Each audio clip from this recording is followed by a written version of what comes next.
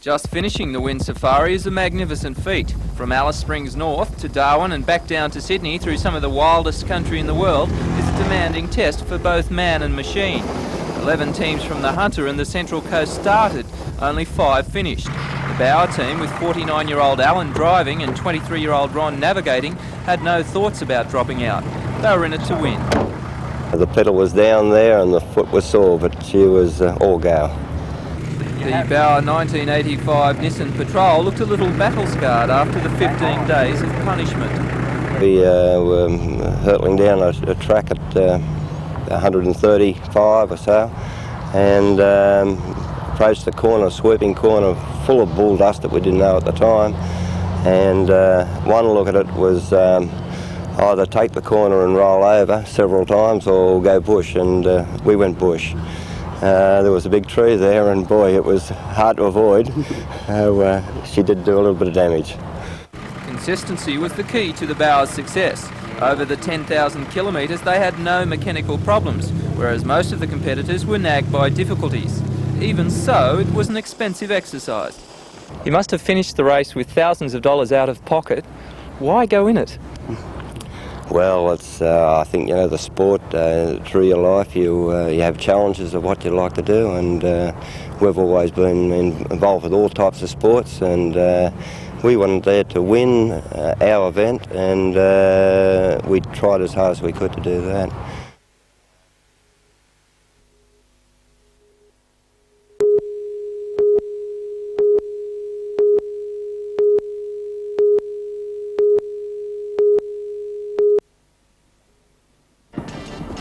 Coming up in tonight's news at 6, we look at another local athlete going to Seoul to compete at the Olympics. Tonight we profile horseman Matt Ryan from Lochinvar, who will compete in the all-round equestrian sport of 3-day eventing. For all the news, join us tonight at 6.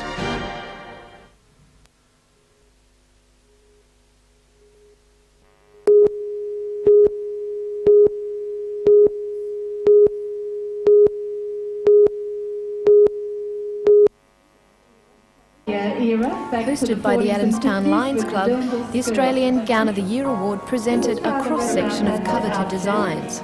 Offering a broad spectrum of sport, leisure and evening wear, the travelling parade is keenly contested by leading dress designers and fashion houses, as well as offering an opportunity for amateurs to express their creative talent. The parade culminated in Melbourne earlier this year, where the winning gown was chosen before beginning the tour of Australia. Last night at Western Suburbs Leagues Club, over 100 quality outfits were displayed to a capacity crowd. Travelling with the gowns are 3 of Australia's leading models and a compere. Underneath the glitter and prestige of the award lies a worthwhile cause. The $5,000 raised last night will go to the Royal Newcastle Hospital.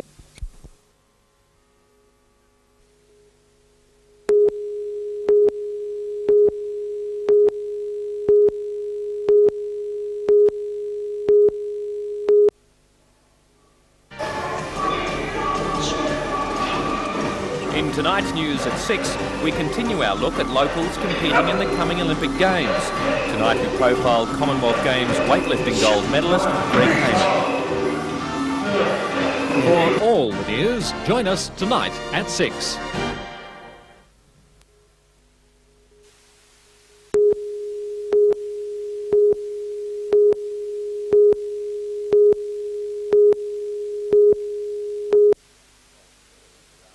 Area and around Corrective Services Minister Michael Yabsley has announced new measures in his campaign against drugs in prisons. The Minister was in Maitland today on an extensive tour of the state prison system. For all the news, join us tonight at 6.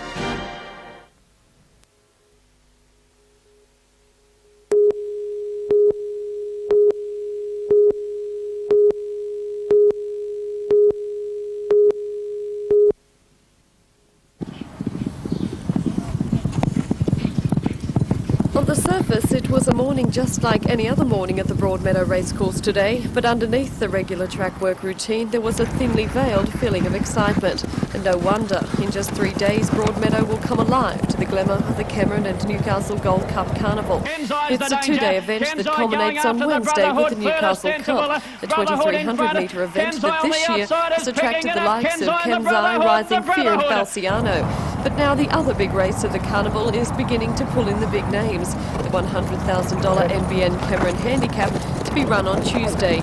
It's a 1400-metre event and it's always full of surprises. Amongst the nominations, the well-performed Sydney galloper Groucho, and then there's Wong, Sound Horizon, Bold Seas and Prankster, whose very nominations prove the high esteem in which the race is held. But while the influx of city horses always adds to the glamour, this year it's the locals who could steal the show. In all, 13 hunter horses have nominated. Not all will get a run, but there are several who are almost certain of making the cut and giving the city slickers a run for their money. Among them, Pico, the 6-year-old Gordon Benson-trained gelding, who's performed solidly this campaign to score 2 wins from 4 starts. Today he went through a light work under the watchful eye of Benson, who later claimed if honesty counts for anything, then Pico will be up there with the best of them on Tuesday. He's an old horse. He's well weighted. He need a lot of luck. You think he's just about set for this race? Well, he's spot on, the horse. He's just improved all the time since we've had him. He's gone forward since he won. He won quite well here the other day. It was only a handicap at Newcastle, but he won quite good. He can only win. Another Newcastle horse who proved he has the form with a strong run in Sydney on Wednesday is Kiwi Kong. Trainer Johnny Deemer admits he's been preparing the horse with the Cameron in mind and believes he's hit form just in time. He's a very good, honest horse and he runs good races all the time. Well, if you could pick the race perfectly to suit you on Tuesday, how would you like to see him run it? Well, I'd like to see a lot of speed on in the race because the speed suits him and he'll be just sitting off the pace and hopefully come home. At least one of the local horses John was talking about would have to come from the stable of this man, Max Lees. He has 3 runners set for the Cameron, but none of them made an appearance at Broadmeadow this morning. Well, it's just after 8 o'clock now, and while most Newcastle residents are just sitting down to a hearty breakfast, 3 folk from the Max Lees stables are down here at Horseshoe Beach, preparing to hit the chilly waters. This early morning dip at Horseshoe Beach was what Lees hoped would put the finishing touch on his starters. Classic Victory, Investor and Haydai Prince, who last year finished 3rd in the Cameron. But local tipsters say he'll be close again this year, and Max himself insists the other 2 will be hard on his heels. They've all been performing pretty well. They're all 2 of them are last start winners, and she's won 4 out of the last 5 Classic Victories, so they're all in pretty good form.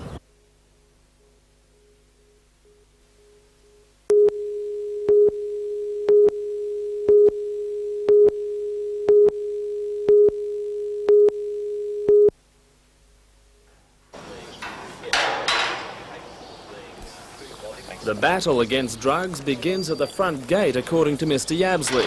He's announced the introduction of new drug dogs at Long Bay and Maitland jails to deter would-be traffickers. New signposting will also be erected, clearly spelling out the penalties for attempting to take drugs into prisons. Drugs are just one issue affecting the prison system. Chronic overcrowding is the source of many other problems. It has a very debilitating effect on prison discipline. It makes adequate standards of rehabilitation difficult. It increases the tension both as far as the prisoners and the prison officers are concerned, and generally just makes the running of a jail more difficult than it would otherwise be. Mr Yabsley says new prisons at Lithgow, Windsor and another site, possibly in country New South Wales, will ease the overcrowding. Alternatives are also being considered. I'm very keen to see greater use of alternatives to imprisonment, such as community service orders, periodic detention. There is the prospect of home detention. The important thing is that when you're talking about alternatives to imprisonment, that they be used for non-violent and non-drug related offenders. The Minister is also aware of issues affecting prison officers, particularly a wages decision due to be handed down on November the 30th. A recruitment campaign appears to be working, and enrolments in training courses now outstrip the number of officers leaving the service. Mr Yabsley spent about 2 hours at Maitland before continuing to another inspection at Cessnock Corrective Centre. Ultimately, he plans to have personally inspected all 26 prisons in the state.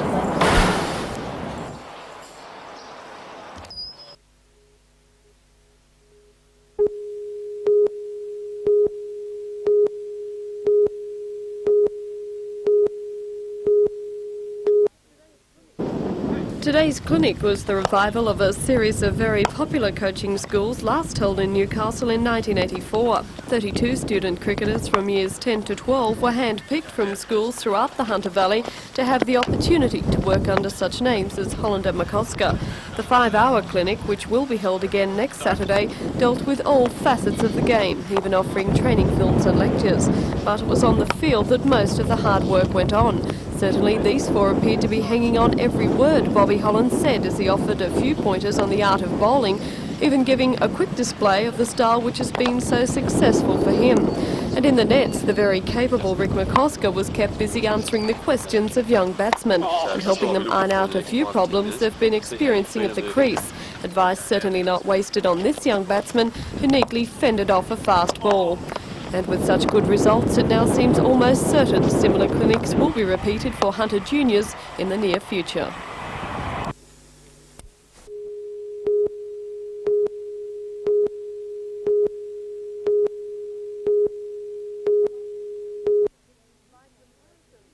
By comparisons, today's Newcastle opening was a huge success. Traditionally, organisers have noticed crowds on day one have been slightly down as most folk adopted a wait-and-see attitude. But by the time the gates were opened at 9:30 this morning, a long queue had already formed.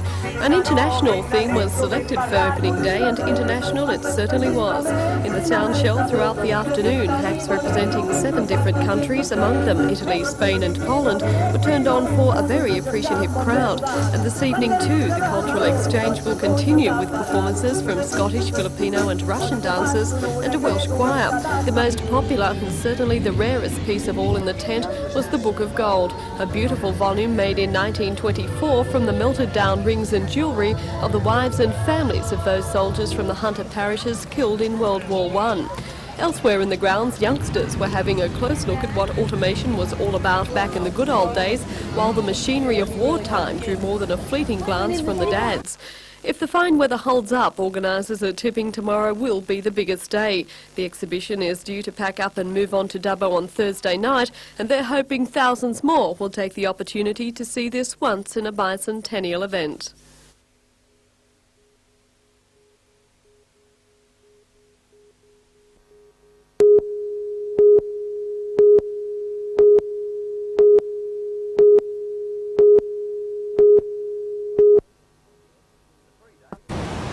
The 3 days of the contest have seen almost perfect conditions. Today it was again good with clean 1 to 1.5 metre waves. The 6-man bodyboard final had 2 Newcastle competitors, but neither could match Maroubra's Stephen McKenzie. Second was Cronulla's Doug Robinson, with Merriweather's Carl Goll and Jason Power third and fourth. In the kneeboard division, world champion Simon Farrer from Narrabeen showed his class, proving too good in today's conditions. Second was former Aussie champ Dale Ponsford of the Central Coast. In the open surfing final, Merrick Davis almost secured the title on the very first wave of the 30-minute final. The Manly surfer went into the event as favourite, and with the points he received from winning today's tournament, he will keep his current lead on the APSA points ladder. Bad luck for Brett Warner of Narrabeen. For the second year in a row, he finished runner-up. No doubt he'll be hoping for third time lucky next year.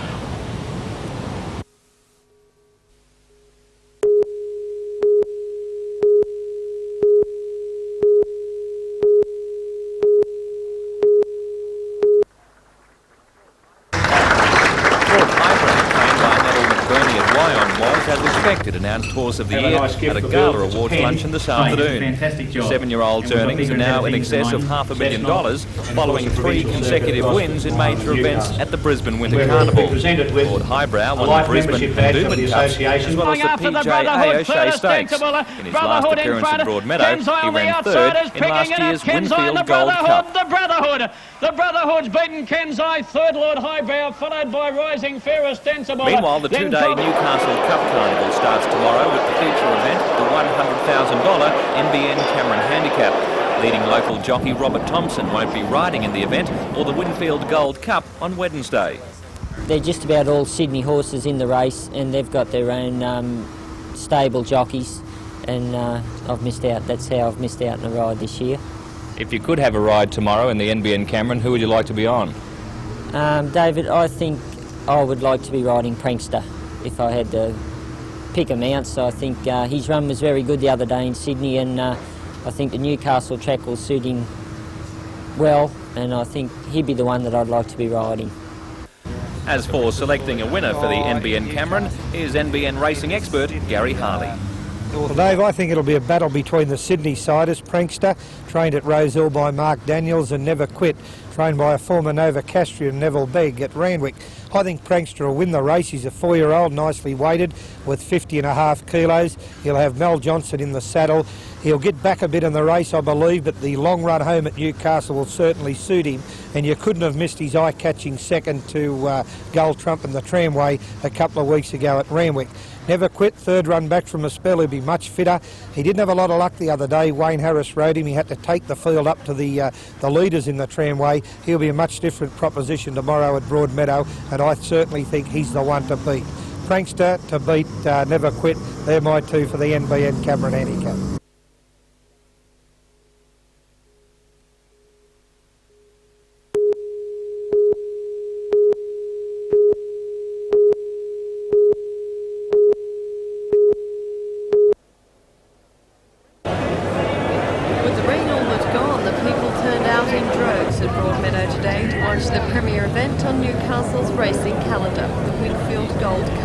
And the calibre of bulls entered this year assured they were going to get value for money. With the likes of Kenzai, last year's Melbourne Cup winner, Rising Fear and Lord Highbrow, the total prize money earned by the field prior to the start was just under $4 million.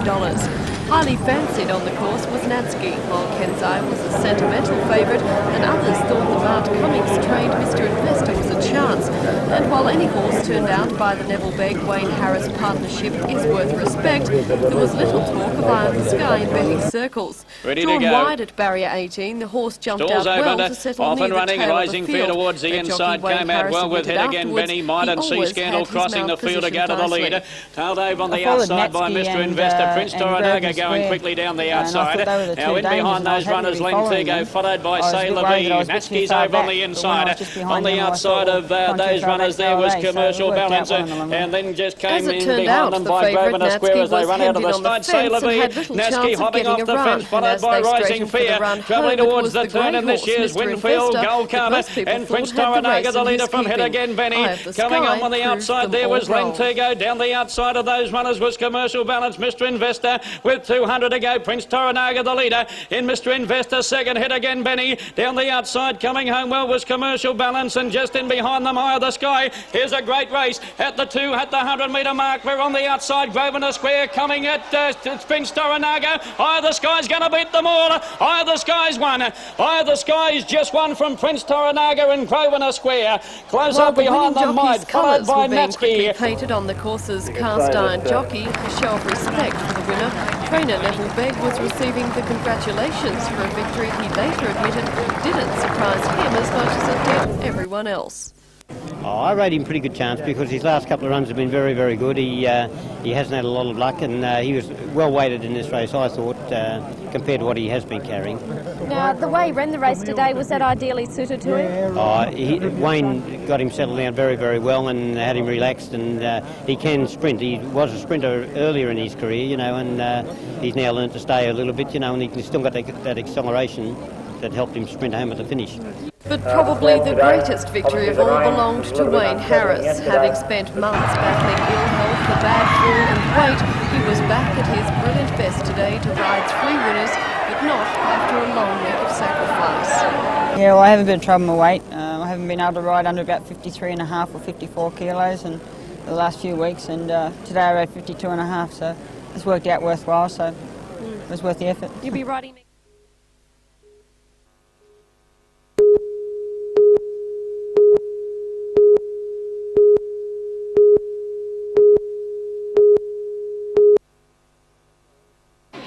Wet weather drove 23-year-old Daniela and her coach Jean Zamfarecki indoors for gym work this afternoon. After the stress of defecting from Romania to Turkey during the Balkan Games in July, the athletes were delighted to be allowed permission to come to Australia. The big problem is where to settle down. I want to live in Newcastle, but I think it's impossible because tomorrow I go to Canberra and I think we stay to the Red Institute of Sport. Leading up to the Balkan Games, Daniela was rated as the #1 female discus thrower in the world, and her form would have put her in the running for gold at this year's Olympics. As an athlete, Daniela made the supreme sacrifice not to compete in Seoul, to defect to Australia. She is hoping with official Australian acceptance, she'll be wearing the green and gold at the 1992 Olympics in Spain. Athlete and coach leave for Canberra tomorrow morning to have discussions with officials at the Institute of Sport. Do you think that you have any special skills that you can teach Australian athletes?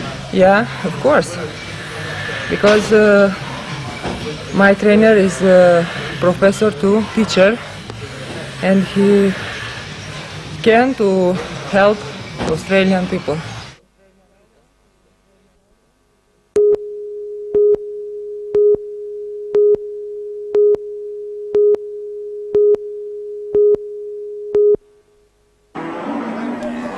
The council decided to sell the Saleyards some time ago.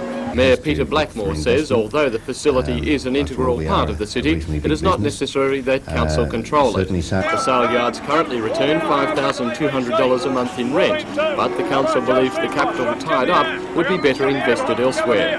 It called for tenders for the site, and last Wednesday's special meeting accepted one of 2 offers.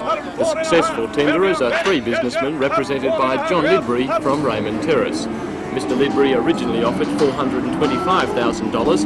On Wednesday night he raised his bid to $552,000, defeating a second offer from John Comerford Proprietary Limited of $505,000. The new owners will take possession of the yards once the 17-hectare site is subdivided off from council-owned land surrounding it.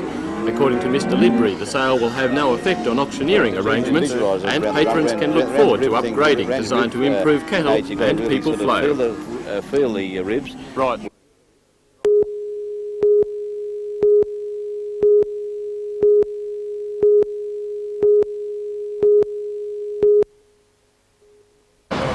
Kim Beazley paid a visit to Newcastle last week for a whirlwind round of meetings and visits, including this one to the Carrington Slipways. Peter Rundle saw what he believes are the early signs of yet another big disappointment for Newcastle. In May last year, the city missed the boat, so to speak, on the federal government's submarine contract. But Mr Beazley consoled the city by describing it as a hot favourite for the frigate contract. A description the Chamber says the minister now seems to have forgotten.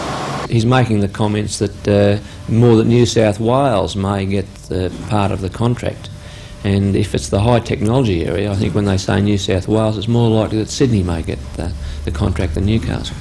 The benefits from winning the frigate contract are immense, and therefore the Chamber of Commerce is determined it won't be letting it slip through its fingers.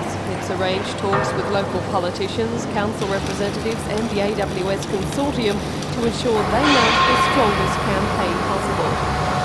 I think it would guarantee the future of the basic engineering industries and shipbuilding skills in this area for the next 10 to 12 years. What about if Newcastle lost? What would it do to morale?